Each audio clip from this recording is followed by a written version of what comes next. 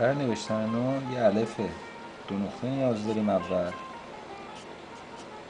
یعنی یه الف دو نقطه می نویسیم، دو نقطه میایم پایین. حرکت بعدی از دور شروع میشه.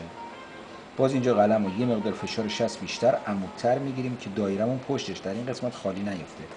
به نظر دو نقطه هم میایم پایین دوباره تو دور اصلی.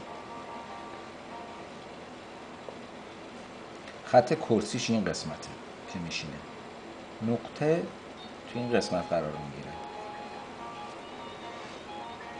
فاصله اینجا یه نقطه 5 دونگی، یه نقطه 5 دونگی، یه نقطه 5 دونگی. گودی در این قسمت.